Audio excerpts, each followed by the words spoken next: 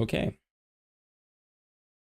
Yeah, we're finally live. Thank you guys for joining us for the FPL Script, our episode 21 for Gameweek 27. And JD, we finally had a wonderful week.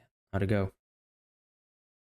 Hi Fran, hi everyone. So yeah, like Fran said, I don't even remember the last time I felt good about FPL outcomes, and I don't feel particularly good because in the larger scheme of things, it's nothing. But I'll take what happened this week with the assistant manager chip that went well.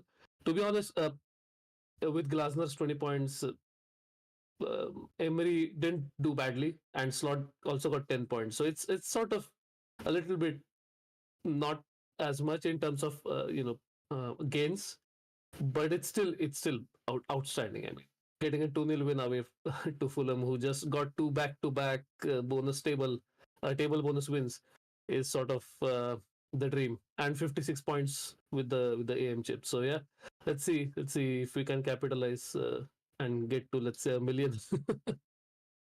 Yeah, How was your week? look, I think you'll get there. My week was like initially good, but then obviously just ultimately worse because of the Salah captaincy and I guess my bench, which isn't shown here. I had 39 points on my bench.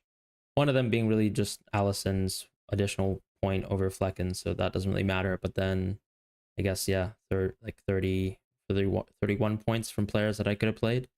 But João Pedro I would have never played, so that's that. With Munoz, I think most people play Munoz really just simply because they were hedging with Glasner, right? You wanted a positive result that direction. You gave away 0.3, 0.4 EV. He had a nuclear hole. With Trent, maybe I guess I could have read into the Haaland news a bit more. That could have moved the needle a bit. I'm sure, but I don't think I I was gonna play doubt it. him. That was the risk. There was already the EO there for me to kind of get the risk from benching Trent, and I'm happy with my decisions there. Whether it doesn't really matter. And then with Trossard captain, I generally thought Arsenal would probably do a bit better than they did versus West Ham. I considered Mbumo and Isak at points, but I really just wanted Trossard just simply because of effective ownership, and it's clearly not worked out. So that is that. Sorry, if you can go back to my team, I didn't want to talk about outcome too much, but just you mentioned João Pedro, right? And I Yeah. think it's really a clear case of if you benched him, it was the right decision, and your team was better. That's that's pretty much the extent of it. Anyone who had to start João Pedro started him because they didn't have any other option. That's that's as simple as that, and Yeah. and that goes for my team as well. Although on the flip side, of course, maybe part of it's my aggressive approach, right? I mean, I took a -4 at the end of the day to basically bench him, and Rogers, and because I think when I ran my wildcard 32, I think part of the thing is I am going for a wildcard 32, so like someone like Rogers is a bit of an easier sell because like the curve is just bad. With João Pedro and Ndiaye, it was hard to see why I wouldn't go for someone like Beto because I basically ran Beto's minutes up because on review there was like a really aggressive decay after like the first 2 game weeks, and now I can see that that's been corrected a little bit. And he looks really good. Like I've seen both an EV shift in Beto and Cunha, so I feel quite comfortable owning those picks. And as I was sort of explaining on the previous pod, the reason why I wanted to go for these moves is just so that I can have maximum flexibility to sell Salah, but then also maintain Isak and a lot of the money tied up within some of my other players within my team. And that's pretty much what I'm going for. Although clearly it's gone poorly for now. So wait, are you thinking about Gameweek 29 Salah to Holland essentially? So moving things around, or Pretty much, what's yeah. the thought? I'll basically wait Okay, until like I'll see what happens with João Pedro's minutes because provisionally correct. I already have him earmarked as a sell for Holland, and then I just Same. bench Isak and I play Beto, who actually has a really good Mm, game, and then after that Beto just mm, becomes like redundant for my team. Whereas with the other spots, between Hall, Munoz, and Trent, only one of them for me has to go. I've got Allison, who I'm happy to rotate with Flecken for the foreseeable. And then with Dango, well, once again, he's another wait and see where I personally think he'll play really good minutes going forwards, but he could same. also, lose his minutes very quickly. And his baselines could drop, right? Because playing less minutes within the center forward position is going to be significant for his EV. Yeah, and also with captaincy this week, just a shout out to anyone who did captain Trossard, including yourself. I think it's such a bad beat, right? It's just because the options we had. So Palmer, Dango, if you put him at 95, Salah and Isaac. all were pretty much similar. I think Dango's probably out of the conversation just because he was not on penalties. So I sort of stopped thinking about him as an option, just because it's, if you want to bet on against Salah, I think you have to bet on someone with penalties, just because there's more of a chance to realize that bet. I failed a little bit. You failed spectacularly this week, but I Yeah. failed spectacularly throughout the season, backing against Salah. Shout out Odegaard, So- captainers. Yeah. Oh my god, I forgot about Odegaard. Sorry, my bad. My bad. Yeah, Yeah. actually, Odegaard is the true sort of. He actually had less EV than Trossard though, like per He 90, did. as far He as did. I Yeah, am aware. And Yeah. Trossard played 95. he did. He did. Yeah, man, what a And win. I think perhaps the Merino experiment is not going to be repeated. So maybe Trossard will play center I don't forward. know. I don't know. Yeah, we'll have to see what happens. I think part of it too is like you've got Raheem Sterling. Oh my And god. he's so unplayable. Ooh. But you know what? Trossard had some decent XGI in that game, so that's, I'll take that with my grave. Yeah. Yeah. Honestly, we should do like where are they now for the City Oh. Centurions team? Yeah. With Sterling and KDB. Even the KDBs at City. Yeah. Sane, what a player, Yeah. by the way. Still being absolutely useless in Bayern. Ooh. Yeah. One of my Yeah, most yeah. hated. Because the fall off has been quite great, but he had an ACL injury, if I remember. So He did. he there did. at least is that excuse going for him. But this week we've got MD versus MO. I think we actually have some really good insights to bring to the table. Dorgu, I think, is, I mean, I've been screaming about him, but this guy has like, you said that you actually had to change your scale for Salah, but I mean, surely the scale also had to change for this guy, right? Oh, firstly, I had to change it for Dorgu and then for Salah. So that's Yeah, Dorgu. I mean, do you want to kind of? I mean, we do this segment quite often. Do you want to just quickly explain what we're looking at, though? Once again. Yeah, absolutely. So anyone who's new and hasn't seen this before, what we're trying to do is we look at reviews massive data model, and we also look at the market odds projections that review has, and then we compare them for, in this case, a 10 game week rolling sum. So we just compare the difference between what review has projected for 10 game weeks and what market has projected for 10 game weeks. Obviously, market doesn't have 10 game weeks, but reviews estimate of what market would project for 10 game weeks.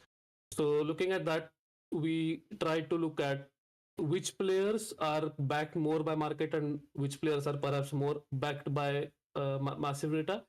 The only thing this does is it sort of masks reviews actual projections, so we can protect his proprietary data and share insights out of that without having to share that data. Yeah, I think crucially the thing with Dorgu is that his EV like is quite nuts. And even against his peers, right? Which is why we brought Dallo to the table, where you can see the gap, which we've mentioned in previous episodes, between the Man United defense versus the markets is already there. But then Dorgu brings it towards another level. And I think it's quite inexplicable, to be honest. He's very lively as a player, I'll give him that. But like we're talking about, putting him in the tier of, let's say, like, I don't know, a Trent or a Munoz, right? This sort of level of attacking return, surely.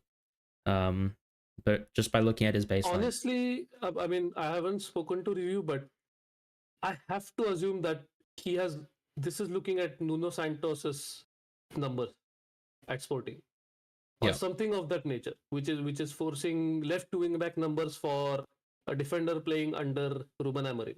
Yeah, or something of that nature. His XG was really good in Lecce, though, right? Like in Serie A. It was. Yeah, but I think we now know. I'm not going to say for a fact, but having looked at so many players that have come from Serie A, there's definitely a case to be made that they struggle with the pace of the league. So I'm not sure everyone necessarily adapts, but with wingbacks, you can definitely say they would perhaps adapt much quicker than other positions. So with this one, again, we've spoken about Dallo at length the last time we did this segment, and one thing that stands out is previously when we had seen an obscene rise in Man United's defensive numbers on massive data, I think this time around it's the opposite. I think markets are now firmly backing against United defense. Yeah. And review is perhaps staying firm or going up very slightly. And so this is why you're seeing someone like Dallo's numbers rise, because Dorgu's numbers are sort of not comparable. There's nothing to compare to prior to Gameweek 25 for him. Yeah. But with Dallo, you can clearly see or perhaps track United's EV or other defense EV, and it shows that its market has completely gone bullish on United defense. Yeah, and to be honest, Dorgu's already played like 2 games of football, Yeah. and it's not like, you know, it's not even like he was involved in one key chance, right? I know No. it, like visually he looks like he could have been involved in chances, but like, Oh yeah.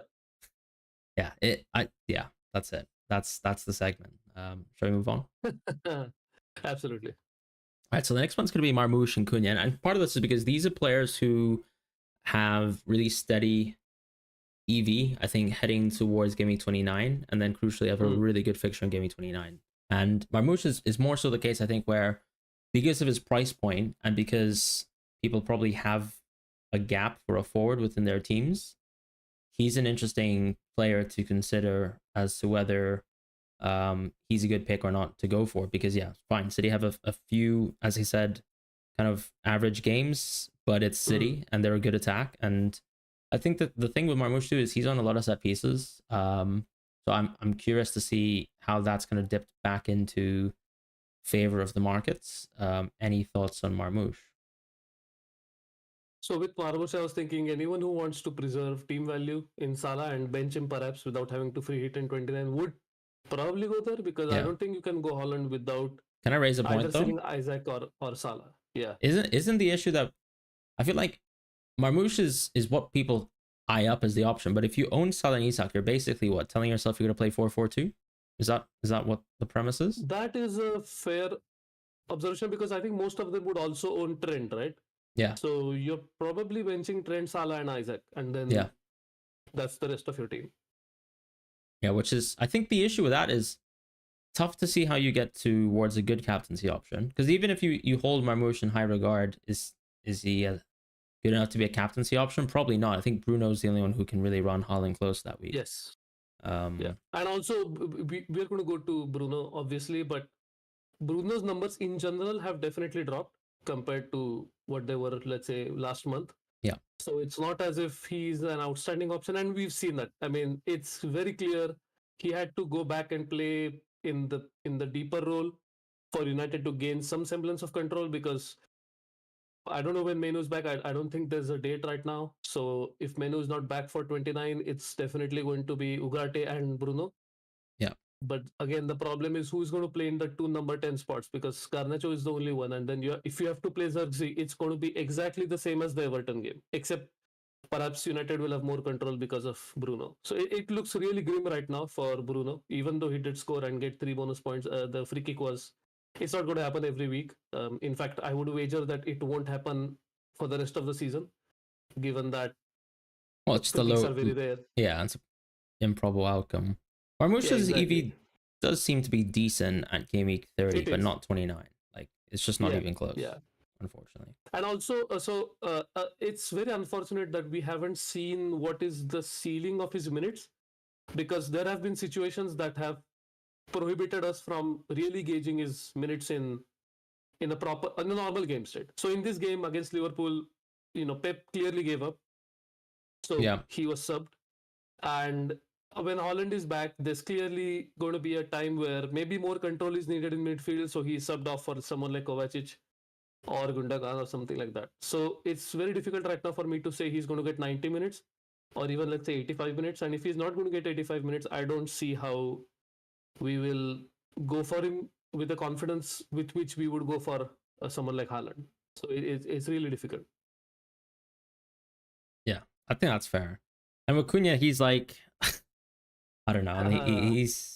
It's actually, I think what's nice about this graph is it basically just suggests that he's insane, because it's not so much about the graph and what we can disseminate from this, but it's actually, I've seen that his baselines have gone up week to week, and you can see both market and review adjusting to it basically on the same pace, because the difference isn't huge, and he's just an amazing pick. And we have so much money in the game. It's hard to sort of ignore Cunha. I have done that. I don't know why. Hard to explain what I do nowadays, because I'm not a serious player. But yeah, Cunha is very, very good, and it's cool to see that it's reflected by almost all sources of data projection. So Any thoughts on Cunha from yourself? I guess Yeah, absolutely. would you even make a decision between, let's say, Cunha and Marmoush, which is a bit more of an X-Men segment, but I don't know. No, we can probably cover that here. So I'm probably going to buy Kuna tomorrow Mm-hmm. or today, whatever, depending on when it's going to rise in price. If it's a question of when, not if, because I was looking at his EV, and even though it's not the end, like it's not outstanding, he's like sub 5 EV versus Fulham right now. Yeah. I think that it's a function of maybe markets starting to rate Wolves as in terms of team strength, Yeah. rather than his baselines. I think market is fairly settled on baselines. I haven't seen a huge shift in his season numbers that you can still bet on spreads. Right. But I definitely feel like markets are moving up in terms of Wolves as team strength in terms of team strength. So that's why you can see like this small dip back down towards market odds. But like you said, I think massive data has also gone up on Kuna, which makes me feel much better on getting him. Uh, and you can keep till 31. So someone like you who's going to wildcard on 32 can get Kuna. Someone like me who's wildcarding in 31 can also think about Kuna. Seems like a very popular pick, or will be moving forward. Yeah, I mean, there's one argument, I suppose, which is Haaland injured? Mm. And is it worse than imagined? Are you still, I No, so guess MCFC said he's going to be back for Spurs he away, right? did. So that sort of puts me off, but of course we don't know that for a fact. But yeah, So if he exactly. misses Spurs, that is an excellent question. So is it better to hold off this week so that you gain more information if your team can handle holding off for 1 week? I think there is merit in that because Fulham is not the best game anyway. So you can perhaps hold on making this decision and make it next week. That seems very sound. Yeah. Do you have, like, if we go back to, just because we're kind of looking at key transfers this week, right? I mean, are you being suggested to buy a Man United defender, and are you kind of swerving that, or is that not an option for you? Okay, so both of us are in the same boat in that we have one free transfer. Yeah. Fortunately, fortunately for you, you are ahead of me in terms of already having sold Rogers, which means that probably review is suggesting Dorgu to you. Yeah. But it's not the case with me because I still have Rogers. So Okay. the more priority is given to selling Rogers and then selling NGI. And you've sold NGI as well. So you're probably 2 transfers ahead of me, which is why you're seeing those suggestions. I'm not seeing any of this.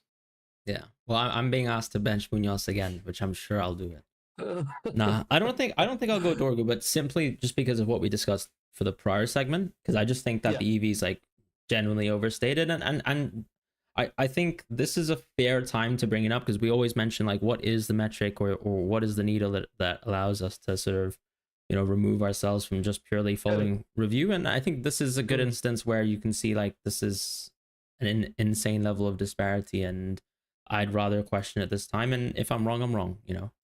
Oh yeah, absolutely. Yeah. All right, next segment's going to be looking at Bowen and Bruno, because I think Bruno's an interesting one. A lot of us have sold Bruno. Some people still own him, yourself included, and he's a great captaincy option for Gameweek 29. He's also an amazing option for this week, just as a flat out pick. So is Bowen, and Bowen I think also fits towards, like, let's say a curve, which is something like Gameweek 31, I would say, wild card, because he basically has perfect fixtures all the way up until there. And I'm sure for a lot of managers who might need a midfield transfer, like yourself, you're getting someone like Bowen recommended. Yeah. Any thoughts on Bowen? Nkunku is out of the consideration, and is Neto in the consideration though? So perhaps we can have that for next week. Yeah, as in Chelsea midfielder, so we can cover maybe Enzo, Pedro Neto, and Nkunku is just for the sake of completeness, nothing else, because there's nothing there that is encouraging in terms of minutes, in terms of positioning, in terms of him replicating his baselines from Bundesliga. Yeah. There's absolutely none out of those three. So Bowen is, once I ban Nkunku because Madueke is now injured, I'm now getting Bowen recommended, and in fact I'm getting Bowen over Cunha this week. Oh, nice. But that would mean that I have Vandenberg and NGI on the bench, so I would only have one fit player on the bench. So I don't necessarily want to lock myself into that. which is the only reason I would probably go for Cunha over Bowen, even though Bowen is so clear of Cunha this week on EV. It's crazy. Like Bowen has, I think Leicester is finally now at a stage where every single week, whichever penalty taker is facing them is having 6+ EV guaranteed. So That's a good point. I actually forgot because Paqueta is out as well. yeah, I didn't think about that yeah. sort of boost towards his EV. Yeah, Mm, huge, huge. mm. Mm. So I'm still torn because of that, but I don't see how I make my team this vulnerable again by having to like it's so bad, like because they're injured to an extent that there is no hope to even them playing a single minute. So it's not as if they're going to play 20 minutes, so it's okay. They're not going to play a single minute, so that's sort of Yeah, that's not great. Yeah. So I'm assuming you're probably thinking of Bowen because again wildcard 32. I'm actually not. Okay. I think part of it is because the team that I have now, and if I Mm, just quickly just walk through my team, I yeah. don't really have any players Your that mates. are an Yeah. identifiable sell, and Yeah. and Yeah. so and once Yeah. again, it comes back down to Dango, right? Because by the time I suppose Dango becomes a problem for my team, Mm, Bowen, but like the opportunity to go for Bowen and to kind of actually leverage any advantage from him will have gone, because I'm going to basically wait until I guess Danko has a really bad Mins outing before I sell him, and mm, that's not going to happen until that happens. And whereas Bowen like is one of those classic transfers where you're buying him purely for this game week, and then just knowing that for the rest of the curve he's actually a pretty solid pick, and like doesn't he'll never warrant a sell, I think, unless you actually correct. have a luxury transfer. So that's the kind Yeah. of appeal to Bowen. Within my own team, I think I just have a lot of mediocre players that I can play, João Pedro included. And Bruno, yeah, for whatever reason, I'm also not gonna go buy him. Although I have the money to do something like, I don't know, a Trossard back to a Bruno, but I don't think I don't I'll think be you'll there. do it. That No. makes no sense because you took a hit to sell Bruno, and it's better. It's better to stick it out just because there is nothing encouraging that you're seeing. So, for example, if Bruno had started in the 10 like he did versus Everton, and it had stayed for And played 90 minutes, well. and Yeah. you know, not just him but the team as a Yeah, whole. exactly. Yeah. But in order for the team to even function as a team, he had to go back and play a deeper role. Brilliant.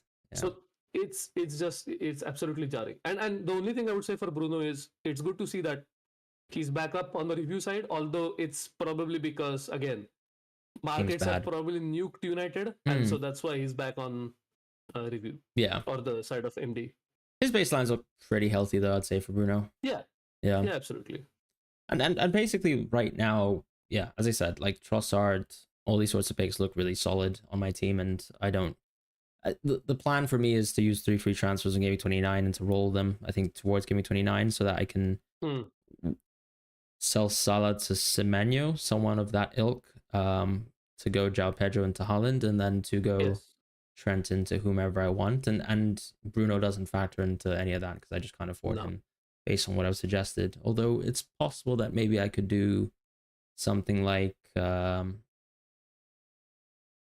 cheap defender around that point in time, maybe a Dorgu and Bruno, but I don't know. We'll have to see. Like I'd have to be like so confident in United as well to kind of force my transfers that direction. But he is once again a good pick, and I'm sure for the people within the Rogers camp, like he's another pick that you want to consider. So I was thinking of one thing, and this has been a discourse for the past week that Mac, I believe, tweeted first that is there a correlation between what was it, dribbles in the box or something like that with penalties won? Yeah. And even though I firmly believe that penalties are random, I do believe that if you have touches in the box that are below a certain threshold, you will never get a penalty. So I think that's the case with United because I'm I'm pretty sure based on anecdotal evidence that United will. I mean, I'm trying to think of how you would data model this, but I think there has to be a certain threshold below which you would then start perhaps reducing the probability of ever getting a penalty. Just because if you're never in the box, it's actually impossible to get a penalty. So I would say that even though once the touches increase, they are not necessarily correlative with the number of penalties you win. I think below a certain threshold, there's definitely a case to be made that you should perhaps reduce projected penalties for a team. Fair enough. Is that, I guess that would also depend on someone like Garnacho playing, right? Yes, and also it's so funny, right? And I'm glad you mentioned Garnacho. So normally I would say he is the one player who would, because of his carries, would perhaps sort of keep it at a place where it's still random. But even he is not getting into the box all that often.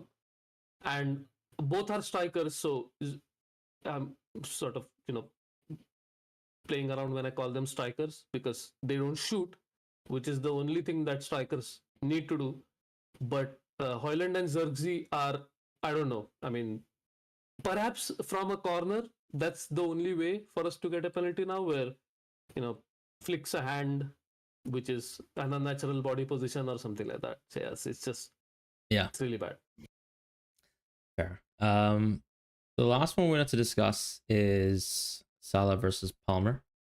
Not just, I mean, let's be clear. I think captaincy wise, I'm 100% captaining Palmer.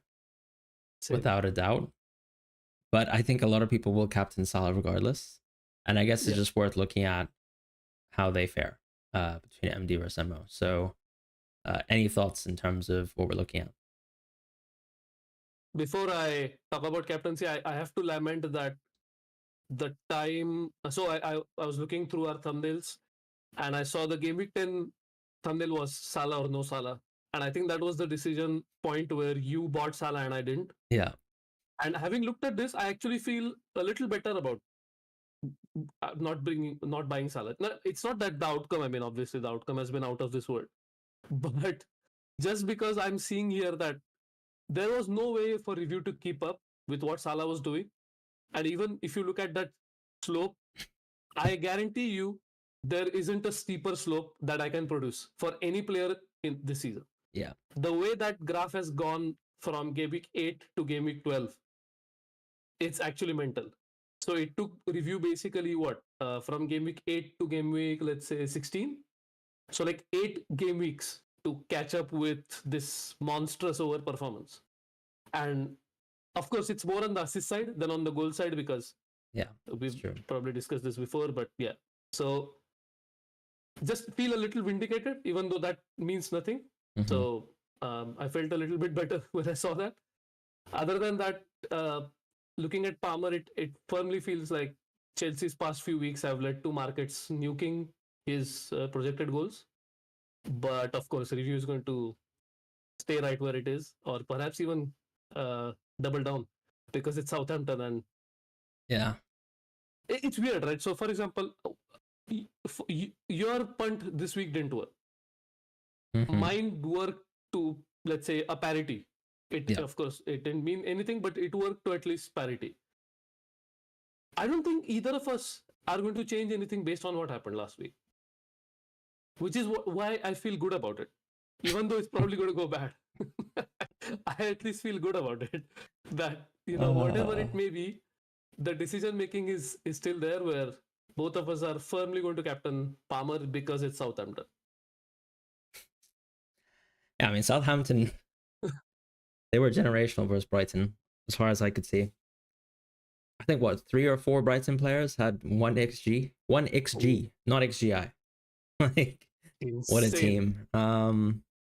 And yeah, I mean, like, sure, Palmer's lacking confidence, whatever, the team's not cohesive, but they're playing Southampton, and that's all I care about, and that's why I'll captain Palmer.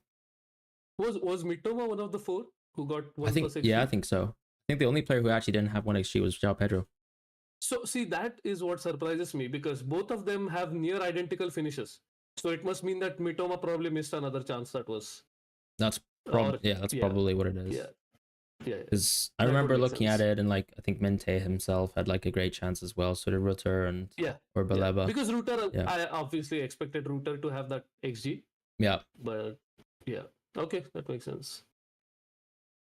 Well, and also I think given the fact that if you want to look at goal share, right? Because Chelsea have a lot of injuries. Normally, I think Palmer's EV would perhaps be a touch lower. Mm-hmm. But because Jackson also doesn't exist, the goal share is completely... Everything is towards Palmer's side now. Because there is probably no one else who is going to grab like any noticeable goal share. So it's a perfect storm, I think. That's fair. Madueke is gone as well, so yeah, that helps. Well, I think that's that's really it in terms of the MD versus MO segment, and we've covered captaincy as part of it too. Yeah. Maybe do we have any closing thoughts in terms of Salah and his season, or we pretty much I do it every mean, week? see, both of us have always recognized how great of a player he is. Yeah. And all this talk of aesthetics or lack of is so rubbish because I've seen him score those back-to-back goals against City and Watford, and those are etched into my brain. And it's not just that; it's the goals against Chelsea, the absolute banger from cutting in from the left. It's he does everything. He's perhaps maybe Henry, but yeah, he's probably one of, if not the best Premier League player of all time. Yeah, and he started pretty late as well at that. So Yeah, yeah, I don't know. I mean, absolutely. he's just gonna play 3 more years, and I really hope he stays in the Premier I League, want but him to as obviously well. that Yeah. would mean he stays at Liverpool. So perhaps there's like a conflict for me. I don't want him to stay at Liverpool, but he's not going anywhere else. So No. that's the most probable outcome. Yeah, I mean it's pretty disgusting at this point. Ugh. This is his second highest goal scoring season, I believe, Yeah, and this yeah. is his peak assists already. So yeah. I just want him to break Henry's record of 20 assists because it's going to be really funny. Ozil had 19 assists in 19 games, and he could not break the 20 assist record. KDB got to 20, Fabregas got to 20 as well, right? I think they both equaled Yeah. Henry's record. Yeah. So yeah, just want him to really break that because and I don't think he's going to break Holland's record. It was a ridiculous season. That's probably not going to happen. Yeah. No, I don't think he will. But I mean, operating from where he does, it's just crazy. It's mental. It's mental. Yeah. All right. Xmins. Is there anything you want to discuss in terms of Xmins this week? I think we've covered Marmoush to a fair extent, which is probably one of the big dilemmas. Let's go through the teams if that makes things easier because actually this is the first time we're recording on the day a game week has ended, so slightly different thought process for us as well, given that the next one is in 2 days. So Welbeck, I think that's perhaps the most interesting point. What do Yeah. you make of Hertzler's statements? Is he waffling as per? I mean, he's Would definitely we get waffling as per, yeah? but I think my issue is, so I think Dango and JP are in those positions where you can say their mins are under threat again and positional mins are under threat again. And I don't know what the full impact will be. Because I think we could be living in a world where even if Welbeck comes back, JP could stay in the 10.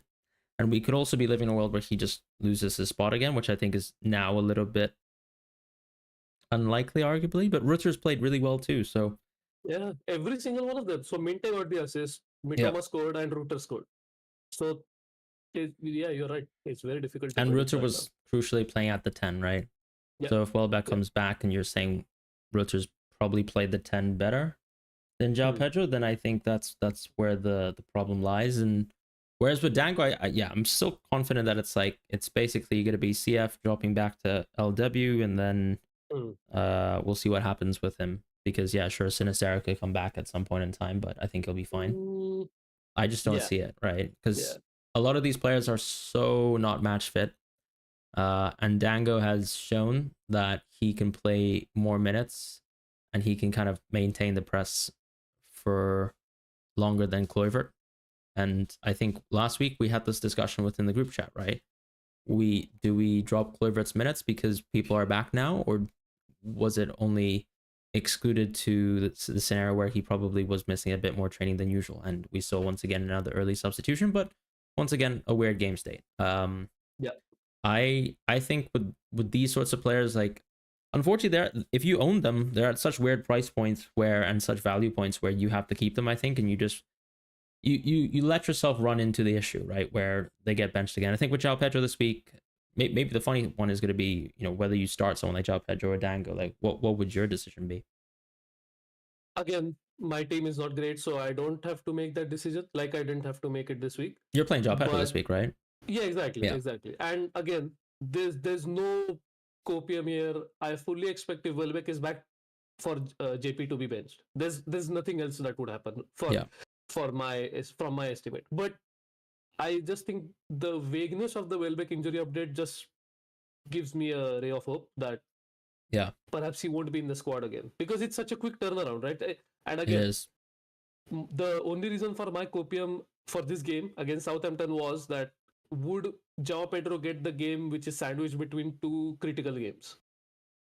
And okay, of course, Welbeck being injured gave him closer to the 95 minutes, but even if he was fit, I was hoping for him, João Pedro, to get more minutes. So that was my only hope, and I think I can continue hoping that. But like you said, Gameweek 29 is going to be the time where you have to make that choice, and my choice is going to be to sell him, similar to yours. Yeah, I think that's fair. I mean, I'll have to see what the situation is with Beto as well, because if João Pedro suddenly starts playing a lot of minutes at the 10, then he could serve my plans well, like decently, because I'm sure I'll need him for Game Week 30 and 31, more so than Beto, who has like Liverpool and Arsenal back to back. So, yeah, we'll have to see what happens. I think what's nice though is, yeah, once again, we don't need much money in the game right now. And so it's all just about making decisions for players that I think you would like to own, ideally up until your wild card, and just making a transfer for those sorts of players. Which is why I think, as part of the xMins corner, all I would say is, yeah, sure, there's some interesting picks, like some Chelsea players. There are some but they're so temperamental. They can be like, their positions can change, their minutes can change, even though they don't have much depth right now. They're also just diabolical. So you're coming out of 2 game weeks and then suddenly 29 plus, like, you don't really want those Chelsea players, and I think that's kind of what it is. Whereas with the other players that we've mentioned, for the most part within this series, you can kind of hold them up until your wild card, and I think that's more important in terms of decision making for xMins right now. Yeah, and also if this were any other season, I think Enzo would become a very viable pick, because you can't roll transfers through a wild card. But because now you can do that, I think it doesn't even necessitate a transfer in for someone like Enzo. Yeah, I think that's actually fair. I mean, Enzo's, gosh, it's just so much to do with those 2 games, isn't it? Because at the end of the day, like, Southampton. Yeah. Because even if Dan goes to suddenly play left wing, I'd be like a lot more confident in his value, I suppose. Yeah. And that's that. Cool. Any other thoughts? Shall we just jump into Q&A discussion? I just went through all the teams. I don't think there's anything particular, because I mean, Trent. I'm assuming that Isaac is okay, because he was clutching his lower back a little bit, but I don't think he was just probably knackered. So yeah, I think so. Yeah. All right. So yeah, hello everyone for joining the stream. Thank you guys so much. That guy, Bowen Gameweek 28 bus team makes sense. Lars Thorn mentioning that he's on Isak, Mateta, Cunha. I think that's an amazing core. Like, Mateta still has 2 really good games before the Gameweek 29. Yeah. And yeah, I don't think you need to fit Marmoush at all, or you go for Marmoush on Gameweek 29. Andrew mentioning that Isak went Brave. I think that's fine though, right? Yeah, like, you take it when you have Isak. Yeah, exactly. It does feel, I mean, statistically there's 1 point, but come on, it could have gone so much worse. Yeah. JH took a hit not to start JP. I mean, I'm in the same spot. Or if you're referring to me, then fine. I did do that. To me, I think when we make transfers like that, as long as you can see out the EV that you probably gained from how you kind of envision the curve to go, then that's fine. And sometimes, yeah, you will have a manager not give you information, and that can change how good or how bad the decision is in hindsight, and like, what can you do about it? I think you just move on. Elevenify, thank you for supporting. Same Tom as well, joining a stream. Probably didn't have Pedro, Glasner, Munoz, or once again, that could be my bench. No, I'm kidding. I didn't have Glasner, so I'm guessing that's just the collective sigh of and groan of seeing a lot of. It was very popular, I think, to play Munoz, Glasner, and then less so Pedro. I think only Flapjack did that, so he can get his shout out there for having an abysmal team, just like yourself, and getting away with it. I'm kidding. No, but today he was really murdered by every single player. True. Yeah. Because he had 3 threats and between them they got 33 points. Fair. So that's sort of. But I mean, obviously, it's still an outstanding game week to have. I think when you have Mbeumo cap, you don't even feel bad, right? Because it's like. Yeah, and I think I experienced something similar where because I had 13 points from Isaac, whatever Salah was doing was it's just fine. okay, just it is what it is, Yeah. So there's that. Oh, sorry. I saw a couple of, like you mentioned, people went for Munoz because they had Glasner. I saw some teams that purposely benched Munoz because they didn't go for Glasner. I see. So there's like extreme. But I think Munoz, chasing his EV was like 2.9, right? Something like that. Oh yeah, absolutely. That's very low. I mean, yeah. Considering the quality of defenders we have, like. Oh, 100%. Anyone who benched him and who had, let's say, Castagna, Hall, I don't know, even Trent. Arsenal defense. Yeah. Trent is borderline, I think, because it was City away ultimately. Yeah, but Trent was like 3.3, right? Okay, fair. Over Munoz, yes. So any of those players, I think, is justified. Yeah, and I think that's one of those situations where some people obviously still have like a really thin bench, and it's just worked out because playing Munoz every week, you're probably going to get the goals when he gets them. So I think, it goes back to those sort of age-old arguments in terms of benching and kind of optimizing around that. But I think at the end of the day, like, I don't know, even if you have 8 attackers, you run with the same scenarios where someone can have a super haul on your bench. I'm not too fussed about bench points. I'd obviously rather them be within my starting team, but the alternative is you also have a really weak team and no points at all, right? So Munoz is not even a very high owned pick. So there's a lot of teams who probably would have had, the likes of Robinson or some other sort of highly owned defenders that didn't do anything, like even some Nottingham Forest defenders, that sort of thing. So yeah. So Fran, I think we missed out on the chip segment. Oh, dude, I don't know if we did indeed, yeah. Actually, yeah. So I think in terms of chips, let's just jump back into that. These were ones that you threw out to me. I think I've kept them because they don't have the assistant manager chip included. But we want to discuss like what you do if you had the assistant manager chip first before we jump into these two. Yeah, I sent you that one as well, but I mean it's not a big deal. It's just instead of triple captain. Well, because yours was like a wildcard 35, right? Yeah. Which I was quite surprised to see, because how are you setting up well for the curve without a wildcard before? A good point. That's actually a good point. So maybe I would go the other way. So wildcard 31, assistant manager 32, 33, 34. But you have to wildcard 30. You have to wildcard 30. Yeah, exactly. Yeah. But then if you wildcard 30, then when do you free hit? You 3 at 34. Oh, okay. So the 2 double game weeks and then immediately you free hit after that. Okay, that makes sense. Yeah. I think that's. So would you like to sort of lay it out? Yeah, sure. So I think if you have the AM left, I think you have to go AM 131 and you have to wildcard 30. And that's only because in theory, that should be the only double left for the season. And you'd optimize around the AM chip over all the other chips. So I can't see yourself being able to set up well for the curve without wildcarding before that. So I think that's necessary. Just given how like 29 is kind of almost the opposite of 32, and then 33 is the opposite of 34. You need the 3 hit for one of them. That's just quite helpful. And then you can bench boost on 36 provisionally. Now 36 might not be a huge double. There still is an option, I think, where it could not be a double at all. So I think that could be the slight issue. But we'll find out hopefully before Game Week 30. And I think that's the crucial part about strategy, where the information we want to get could actually land on 31, and that could really hurt wildcard 30.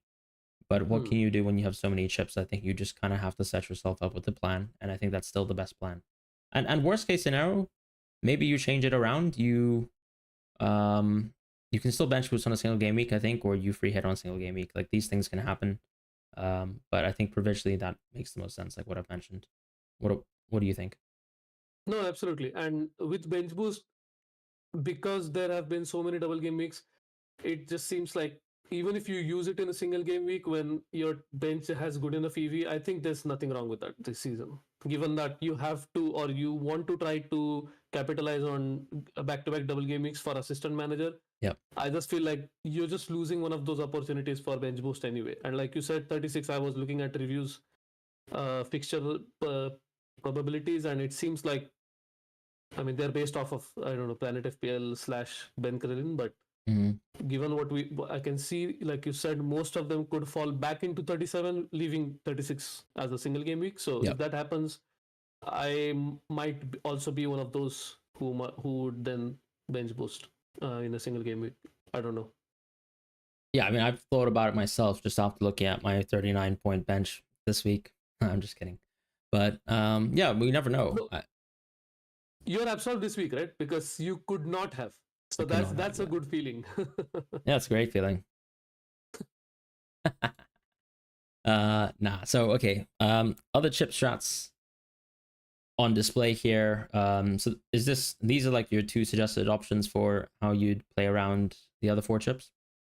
Yeah, so I ran the chip timing solve without AM, and I definitely got more expected results. Yeah. And my top 2 lines were these. And I think they're fairly agnostic because it's far ahead enough that even if you add more FTs, the only thing that would change is what players you bring in or what your wildcard draft would be. I don't think the chip strategy itself would change too much.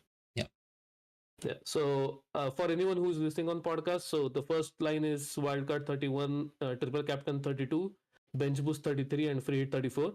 And then the second line is free hit 29, triple captain 32, wildcard 35, and bench boost 36. Now with for someone like Fran, who's already spent triple captain and assistant manager, Fran is looking at wildcard 32, and I'll pass it on to Fran to talk us through that. Yeah, I mean, I'm just planning wildcard 32 because why not get additional information? I think one of the cute things that you can do with the wildcard 32 is you can dead end into Spurs in 31 because they play Southampton at home. And so, wait, that's never happened before. 2 Spurs players versus a bad team at home. No, but I mean, yeah, you could dead end into those players because I think the idea is you're going to be Salah-less, most likely. Or at least I know I'm going to be Salah-less. So the idea is you move the Haaland money back into Solanke and Son, and then you just dead end on 32. But really the game there, I suppose, is, in theory, I suppose, is the later you delay the wild card, the better it is.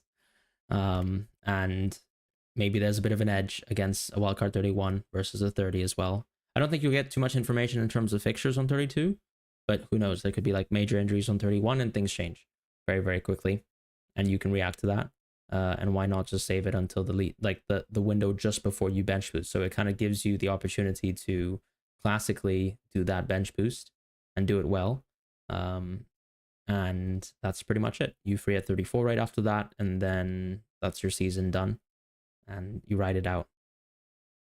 And honestly speaking, because you said injuries, I was thinking for someone like you or for people who have spent both triple captain and AM, the best outcome would be if someone like Isaac is sidelined for 32, because that just kills that entire game week. And I mean, who do you triple captain if that happens? God knows. I mean, maybe That's Gordon, true. maybe Mateta. I don't know. It's going to be really difficult to get a triple captaincy. You'd have to triple captain 36 somehow. That actually would then make sense because, but then again, it's if he gets injured in 31 when I wildcarded in 31, I won't be even prepared for bench boost in 32. So that presents an interesting point. Maybe I can run both chip strats and then start off with a pool of players that are common and then see how I can perhaps hedge a little bit. I mean, there's no point hedging because injuries are so unpredictable that I can't do anything about that, obviously. But that's an interesting thought to just check and see if there's maybe a player who would perhaps cover both scenarios. That would really help out at the cost of some expected value. That's fair. All right, should we jump back into some chat questions to close things out? Yeah, cool. Absolutely. All right. Bowen versus Savinho. I think you have to go Bowen. I think it's not even close. I mean, Savinho is just, he's very lively, and that's it. There's not that much expected value towards him, unfortunately. C Hunt is between Neto, Marmoush, Bowen, Kukureya, Munoz, Aitnuri until wildcard 31.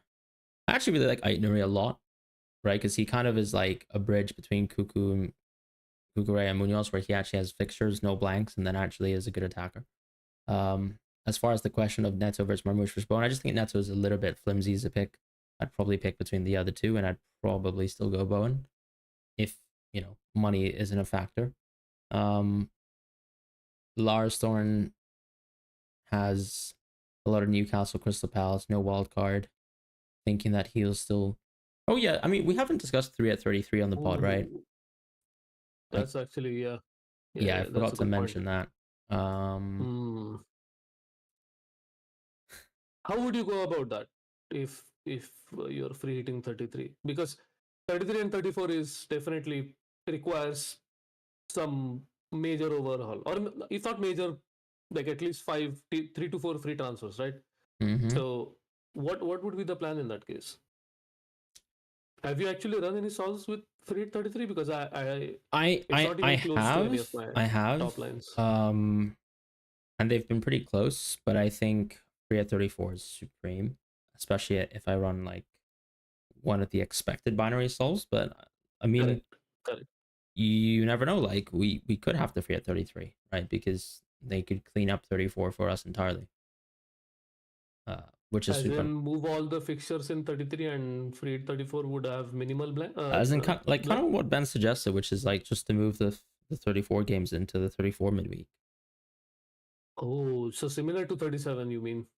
Uh, e- Because that's what he's saying, right? That 37 would move, but they would still stay in 37, and then 36 would be left with just single game week yeah, team yeah, fixtures. yeah. Okay. Unlikely, but could happen.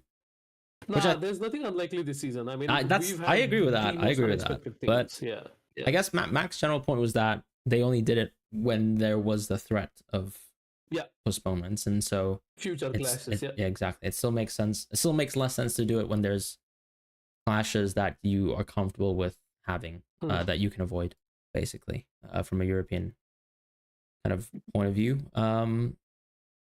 Any notes? Not free at 29. Bus team is good, not great. I think we're all trying to roll towards 29. Aitnuri and Dorgu, I think, are both good picks. I mean, right now, Yeah. like if I asked you, would you go Aitnuri or Dorgu? I actually forgot to kind of mention Aitnuri as a MD versus MO option, but we can probably cover him next week, because yeah, my guess is he's higher up on market odds. Just a gut feeling, because he was very low on MD when I owned him. So yeah. that But has to be as my we've said, I assumption. think, or I don't know, as I've done within a little bit of my own content, like I think we've seen a bit of a shift towards the like nicer Wolves EV since Pereira has joined the team. Like just a Yes. slow sort of uptake in the EV, and I can see Aitner Yeah. is like very much so there now. But like he's not. Like if you believe that Dorgu EV is close to real, I mean, I guess you just have to go there, right? Absolutely. And that's the crux of it, right? If Yeah. you want to take everything as gospel in terms of MD, fine. But realistically, I would go for 8 Nori any day of the week, just because that EV is more uh, or less volatile. Yeah. Let's just say that. Yeah, I think that's a really But good. that's a great question for Yeah. next week. Yeah. Yeah, let's get 8 Nuri on the And it comes down to this week as well, xMins. right? If you really want to have that third defender for this week and you value that, then Dorgu's just already better. And if you're suddenly waiting till next week, then actually I probably think Ainuri is just a better option, because more consistently I'd find that the Wolves players are just better, like in Yeah. terms of fixtures and just being auto subs, etc., all that kind of stuff. Kittle mentioning actually a good point about Saka coming back in game 29. I forgot to Yes. yeah. I actually forgot about that. That is, well, we would just ignore Holland, right? Am I wrong? Mhm. Because But it's also about minutes, right? So do we know if he's what fine, condition is he in? He's going to play 90, because we need Saka to play 90 minutes, and I true. just feel it's highly unlikely at that It's stage. too close, isn't it? Yeah. I think Martinelli is more. It's more probable that Martinelli plays more minutes, and then how does that impact?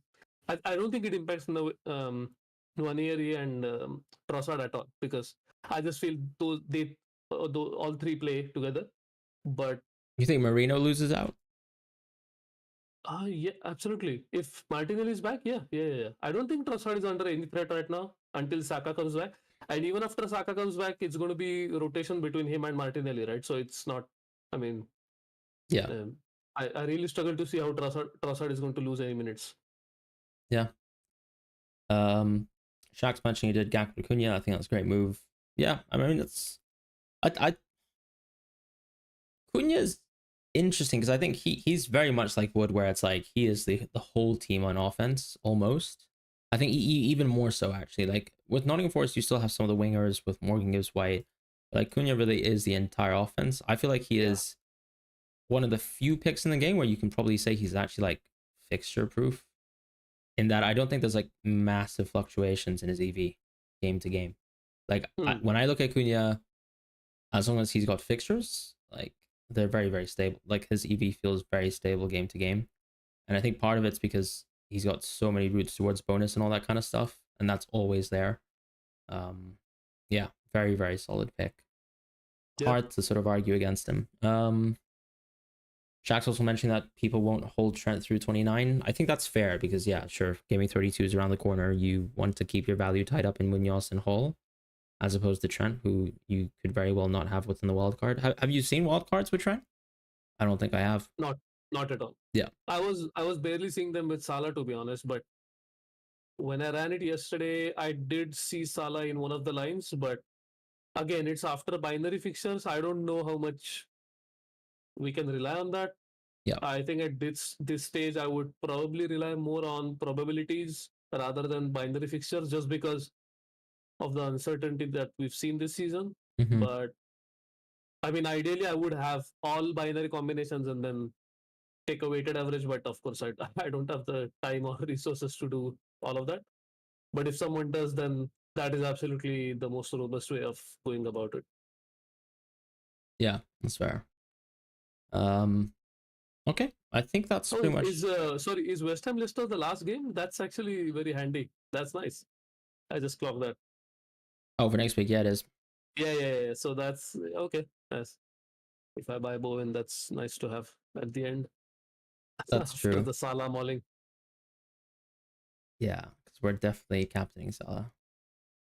Oh God, it'd be nice and early with a Palmer captaincy. It'll be like reverse Christmas for me. That would be nice. Not really. All right.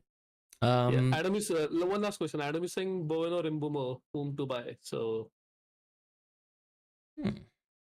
I would probably just go Bowen at this point in time. If you don't want to spend FTs and want to remain chip agnostic, I think Mbumo. But if you want to wildcard soon enough, I think Bowen is probably better. Oh, so you're saying like if you were good at wildcard 35, right? Yeah. Fine. If you want to like keep that option open, because I think with Bowen you definitely have to sell him after a certain point. Yeah. But like you said, if Paqueta is not going to be back, then he's on penalties and his EV will remain like. Well, that's the thing too about right? Bowen, right? It's like his pen share could actually be better than it looks now, because it's curved down, and his EV could actually fly up. So if you get any positive news on Paqueta, I think you just jump on Bowen. But if not, then yeah, I agree with you. You probably go on Mbumo. But there's also that sort of there's now the effective ownership part of it, where I think Mbumo is pretty popular, and Bowen's like a lot cheaper and could provide you quite similar value. So that's intriguing. I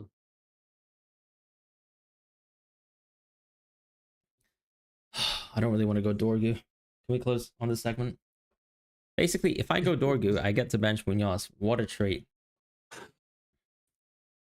Oh, I would just save the free transfer, honestly. I'm gonna lose it. I'm gonna lose it. Is it Castagna to Dorgu? What's the transfer? No, it's Hall to Dorgu. Lewis Baller. I was thinking that because I looked at Newcastle's Gameweek 30 fixture, I was dead sure that you would have Hall for that. That's the thing. But actually, when I look at it now, I'm not sure if I even start Hall. Oh, wow. Okay. Because I think I would play Munoz over Hall. comfortably. Maybe that Actually, changes things then. yeah. Fair. I mean, that's probably why the solver also wants you to sell him, because Yeah. there's more EV to be gained by starting someone who has more expected value. But I just Shocker. Yeah. It'll be interesting because I think by game week, yeah. Oh, you'll buy him back. That's fair. You'll buy him back because 32 I will, double game week yeah. for Newcastle. You will definitely buy him back. But I would as will lose the value in Hall though. the value. Yeah. Yeah. I'm imploring you not to, but I mean, No, I don't. I actually don't think I will this time around. yeah. I'm just gonna have to pretend Dorgu's fake, and he is, because I don't own him. So it's all good. No, he's fake until he proves that he's real. He's fake until he proves he's yeah. basically God. Yeah. Because that's what I'm looking at right now. Like let's not kid around. Like Bruno's EV is what, 6.4, something like that. Yes. Something like, yeah. We're saying if Dorgu plays the full game, that he's only one EV behind Bruno. This is a serious game. No. It might be true. And with the fact that Bruno is probably not going to play left side at number 10. Yeah. So we'll see what happens. But I think that's that's kind of where my thoughts are. We're not Dorgu bound as a podcast this week. What a shame. Yeah. Really appreciate Shax and Will. Thanks guys. Have a good rest of your weekend as well. I think that's probably it, right? I don't see any other major topics we've missed out on. No, I think we're all good. Actually, there's something I wanted to think about, because with Nkunku, like, I suppose there's always the argument that, is it the case that Enzo's basically going to disrespect the next two teams that he plays, and then Nkunku's allowed to just like do whatever he wants, which is basically like just be lazy on the pitch, and then faff around and probably like be in good goal scoring positions eventually. Would you agree that it was a more acceptable scenario when they were when they actually needed points on the, like when they didn't need so many points on the board? Yeah, that's what I was thinking, because that's certainly fair to think that. I think so, and we've seen that where managers serially disrespect relegation teams or teams bound for relegation. But this time around, I really don't think he has the luxury to do that. So I don't know. Because like you said, so Nkunku being this free guy who's allowed to do whatever he wants would then mean that no other pick is viable. So you have to again bet on that. If you want someone like Enzo, you have to assume that Nkunku plays this nerfed left wing role where there's no output and he's just playing for 70 minutes and getting sub. So I don't know. There's so many narratives you can build around xMins. It's crazy for Chelsea. Yeah, that's true. Well, I think we'll have to just leave it at that then. Yep. All right. Thank you guys so much for tuning in. Really appreciate it. And I'll see you guys soon. Thanks, guys.